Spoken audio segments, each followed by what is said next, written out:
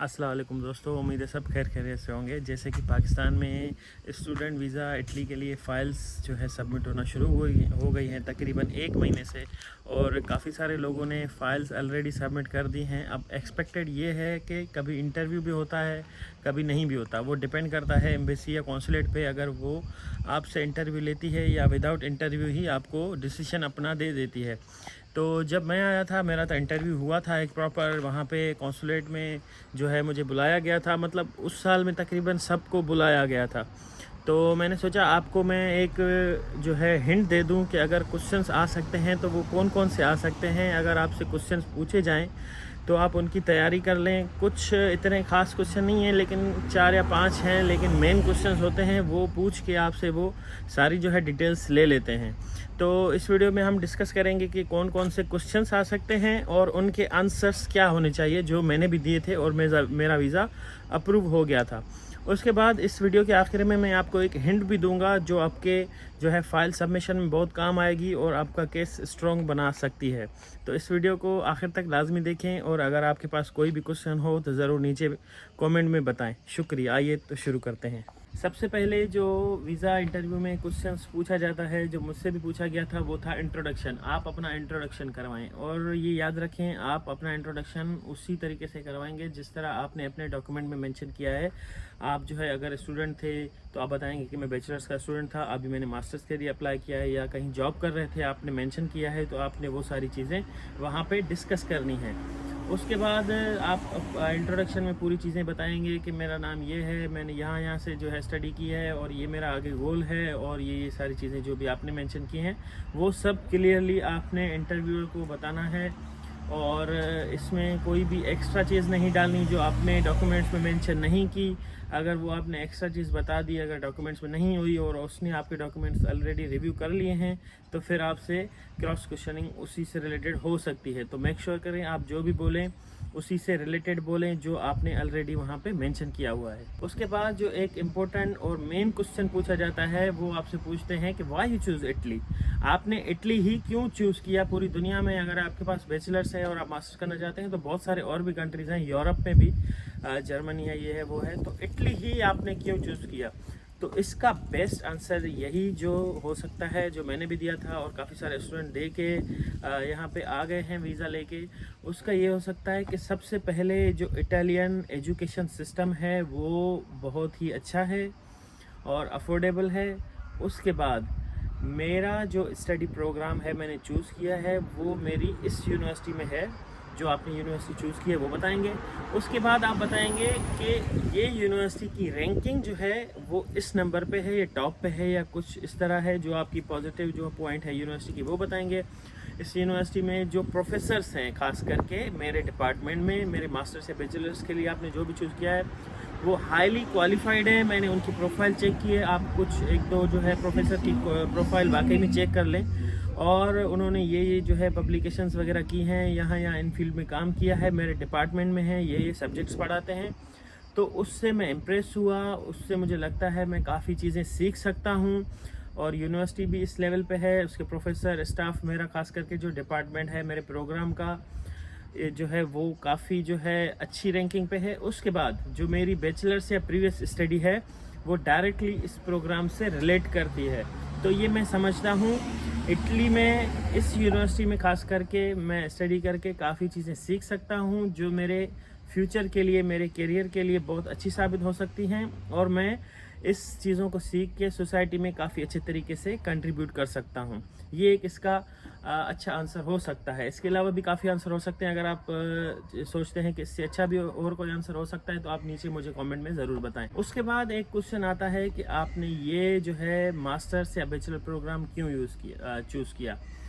अब ये है कि काफ़ी लोग जो है कोई प्रोग्राम चूज़ कर लेते हैं वो जो उनकी प्रीवियस स्टडी से रिलेट नहीं होता, उनके लिए आंसर थोड़ा डिफ़िकल्ट हो सकता है। लेकिन जो लोग वही उसी स्टडी से रिलेटेड चूज़ कर लेते हैं, फॉर एग्जांपल किसने बैचलर्स कॉमर्स में की है और मास्टर्स भी कॉमर्स चूज़ किया है, तो वो डायरेक्टली कह सकता है कि मैंने ये प्रोग्राम जो है चूज़ किया क्योंकि मेरा जो प्रीवियस स्टडी है वो इसी प्रोग्राम से डायरेक्ट रिलेट करती है। मेरे सारे सब्जेक्ट्स जो हैं इसी से रिलेट करते हैं, और मेरा जो एक्सपीरियंस है, अगर आपने जॉब की है तो वो भी इसी से रिलेट करता है। मैं ये स्टडी करके अपनी ही ऑर्गेनाइजेशन में एडवांस लेवल पे चला जाऊंगा, मेरी करियर एडवांसमेंट होगी, या मेरी जो है नॉलेज बढ़ेगी, या कुछ भी जो है आप अपनी फील्ड के हिसाब से बता सकते हैं कि मैंने ये इसीलिए चूज़ किया कि ये डायरेक्टली मुझसे रिलेटेड है।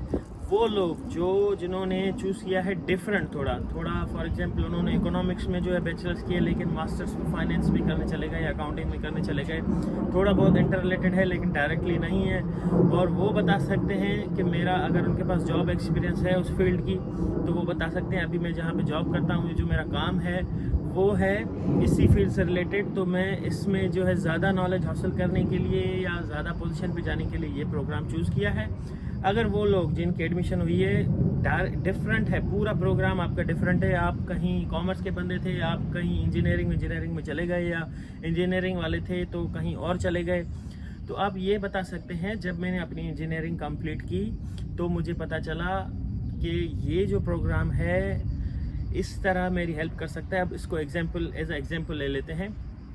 फॉर एग्जांपल, अगर आपने बैचलर्स इंजीनियरिंग में की है, किसी भी इंजीनियरिंग में, आईटी में कर लो या कोई मैकेनिकल वगैरह कहीं भी, और आपने चूज़ कर लिया है मैनेजमेंट, ठीक है, मास्टर्स में, और आपकी एडमिशन हो भी गई है, हम ये एग्जांपल लेते हैं, तो आप इसको इस तरह रिलेट कर सकते हैं कि जब मैंने इंजीनियरिंग की बैचलर्स में, मैंने थोड़ा बहुत काम भी किया, फिर मुझे पता चला कि इंजीनियरिंग में मैनेजमेंट जो है वो काफ़ी इम्पोर्टेंट है। जब हम किसी ऑर्गेनाइजेशन में काम करते हैं हमें मैनेजमेंट भी चाहिए होती है, हमें लीडरशिप भी चाहिए होती है, हमें कम्युनिकेशन और बिजनेस से रिलेटेड सारी चीज़ें जो है वो हमारी जो है एक एडवांटेज साबित हो सकती है। वो एक एज हमें मिलता है क्योंकि हमारे पास इंजीनियरिंग के साथ साथ मैनेजमेंट भी आ जाती है, तो हम एक लीडरशिप की क्वालिटीज़ भी जो है परफॉर्म कर सकते हैं, मैनेजर्स भी बन सकते हैं और काफ़ी चीज़ें कर सकते हैं। तो इस तरह आप अपनी पुरानी स्टडी को जो है अगली जो करने जा रहे हैं उससे रिलेट कर सकते हैं। इससे वो काफ़ी इम्प्रेस होंगे, वो जो इंटरव्यूअर होगा वो कहेगा कि हाँ इस बंदे को वाकई में पता है जो इसने स्टडी चूज़ की है वो किस रीज़न से की है और इससे क्या फ़ायदा हो सकता है। इसके अलावा एक दो एग्जांपल आप और सर्च कर सकते हैं कि आपकी जो भी स्टडी है आप उससे किस तरह रिलेट कर सकते हैं अपनी पुरानी स्टडीज़ को, तो इस तरह आप जो है आंसर कर सकते हैं। उसके अलावा एक क्वेश्चन और भी होता है जो मुझसे भी हुआ था और अमूमन होता है कि आपका सोर्स ऑफ इनकम क्या है। हालांकि आपने सारे डॉक्यूमेंट सबमिट किए होते हैं लेकिन फिर भी आपसे वो पूछ सकते हैं कि आपका सोर्स ऑफ इनकम क्या है। तो फिर अगर आपने किसी को स्पॉन्सर किया हुआ है, फादर को, ब्रदर या किसी को भी, तो आप बता सकते हैं कि मेरे फादर की ये जो है बिज़नेस है, ये सारी चीज़ें हैं हमारी, हमने टैक्स वगैरह सारा फाइल किया हुआ है जो कि हमने ऑलरेडी सबमिट भी किया हुआ है। और मेक श्योर करें जो आपने चीज़ें सबमिट की है वो ठीक से पढ़ के जाएँ, आपको पता होना चाहिए क्योंकि उसमें से क्वेश्चन हो सकते हैं और वही चीज़ें आपने बतानी है। इस तरह नहीं कि आपने कहा कि मेरा फादर जो है एग्रीकल्चर लैंड से इनकम है जब डॉक्यूमेंट सबमिट किए थे और वहाँ पे जाके कुछ और कह दें। तो आपने पूरी जो है तरीके से फ़ाइल पढ़नी है और वो ही बताना है कि मेरे जो फादर हैं या कोई भी स्पॉन्सर है वो ये उनका काम है और उन्होंने मेरे लिए जो है ये सारी चीज़ें सेविंग की थी ताकि मैं एडवांस जो है स्टडीज़ कर सकूं। अगर आप सेल्फ़ स्पॉन्सर हैं, काफ़ी सारे लोग मुझसे पूछ रहे थे कि सेल्फ़ स्पॉन्सर हो सकते हैं, तो जी हाँ, आप बिल्कुल सेल्फ़ स्पॉन्सर अपने आप को कर सकते हैं अगर आपके पास इनफ फंड्स हैं। क्योंकि मैंने जो किया था, मैंने अपने आप को सेल्फ़ स्पॉन्सर किया था, मेरे पास इनफ फंड्स थे उस वक्त अकाउंट में, तो वो फिर मैंने FBR वगैरह में रजिस्टर करवाए थे और उसके बाद जो है मैंने अपना जो है जो भी था इनकम का सोर्स बताया था कि ये मैं फ्रीलांसिंग वगैरह करता हूँ और ये काम मैं करता हूँ। सारी चीज़ें डॉक्यूमेंटेशन के साथ मैंने सबमिट की थी, फिर बताया था कि ये सारी चीज़ें मेरी डिक्लेयर्ड हैं, हर चीज़ ओके है। तो फिर उन्होंने कुछ एक्स्ट्रा डॉक्यूमेंट्स भी मांगे थे जो मैंने उनको प्रोवाइड कर दिए थे, मैं साथ में ले गया था फ़ाइल, तो फिर मेरा वीज़ा कुछ दिन में आ गया था। तो मेक श्योर करें जब आपसे ये क्वेश्चन पूछा जाए तो आपको प्रॉपर इसकी नॉलेज होनी चाहिए। जो आपके इनकम सोर्सेज हैं जो आपने फ़ाइल में मेंशन किए थे वही सारे आपने क्लियर बताने हैं विथ नंबर्स के, इतनी हमारी इनकम अप्रोक्स जो है इस सोर्स से आती है, तो ये हमारा जो है सिस्टम है पूरा। तो ये क्वेश्चन भी आ सकता है, आप इसके लिए मेंटली रेडी रहें। इसके बाद एक टेक्निकल और क्वेश्चन आ सकता है जिससे वो सोचते हैं कि आपका बाद का प्लान क्या है। तो ये क्वेश्चन होता है कि what are your plans after your studies. तो इंटरव्यूअर आपसे जो है ये पूछ सकता है कि आपके स्टडी के बाद के प्लान क्या हैं, क्योंकि कवर लेटर में तो आप मेंशन करते हैं कि भाई मैं जो है स्टडी करके वापस आके अपने कौम की खिदमत करूँगा, ये काम करूँगा, वो काम करूँगा, लेकिन जब आप एक्चुअली इंटरव्यू में जाते हैं तो आपसे क्वेश्चन हो सकता है कि आप जो है स्टडी के बाद क्या करना चाहते हैं। तो फिर आपको वही चीज़ें बतानी हैं जो आपने कवर लेटर में लिखी हैं कि स्टडी के बाद मेरा प्लान ये है, अगर आप कहीं काम कर रहे हैं तो मैं उसी ऑर्गेनाइजेशन में एक एडवांस पोजीशन पे काम करूँगा। अगर आपका पीएचडी का प्लान है तो वो आप बता सकते हैं कि मैं सोच रहा हूँ इसके बाद पीएचडी करूँगा। अगर आप कहीं वापस आना चाहते हैं या किसी और मुल्क में आपका प्लान है तो लेकिन आप ये चीज़ें इस तरह बताएं कि उसको श्योर हो जाए कि उधर कहीं आप जाके भाग नहीं जाएंगे। आपके प्लान्स हैं, आप बिज़नेस करना चाहते हैं स्टडी के बाद, मेरे अपने जो बिज़नेस हैं फादर के वो मैं ज्वाइन करूँगा, या फिर ऐसा कोई आंसर होना चाहिए जिससे उसको यकीन हो जाए कि आप वापस आएंगे। ठीक है, ऐसा नहीं कि मैं सोचूंगा देखूंगा, इस तरह नहीं। आपके प्लान्स क्लियर होने चाहिए। आप जॉब फाइंड करेंगे अपनी इंडस्ट्री में, आप जो है कहीं काम करते हैं वही ज्वाइन करेंगे, आप बिज़नेस करेंगे, आप किसी का बिज़नेस ज्वाइन करेंगे या क्या करेंगे, आपके पास एक प्रॉपर प्लान होना चाहिए। अगर आपसे क्रॉस क्वेश्चनिंग करे तो उस पर आप आंसर कर सकें। जैसा कि मैंने कहा था कि मैं आपको टिप दूंगा इस वीडियो के आखिर में, वो टिप ये है कि जब आप फाइल सबमिट करें सारे डॉक्यूमेंट्स अलाइंड हों। आपका वीज़ा में ये क्वेश्चन हो सकता है जब आपको वीज़ा शो होगी, अगर आपको इंटरव्यू के लिए बुलाया जाए तो आपने जो जो फाइल सबमिट की है वो सारी अलाइंड होनी चाहिए। टिकट भी उसी डेट की होनी चाहिए, अकोमोडेशन भी उसी डेट की होनी चाहिए और सिटी वगैरह भी सारी चीज़ें वही होनी चाहिए। कुछ सिटीज़ में जो है एयरपोर्ट नहीं है तो उससे करीबी जो सिटी है वहाँ की टिकट करवा के फिर वहाँ से जो आपकी यूनिवर्सिटी है वहाँ तक की टिकट भी आप अटैच कर दें। और डेट्स सेम होनी चाहिए, डेट्स डिफरेंट नहीं होनी चाहिए, हर चीज़ अलाइन होनी चाहिए।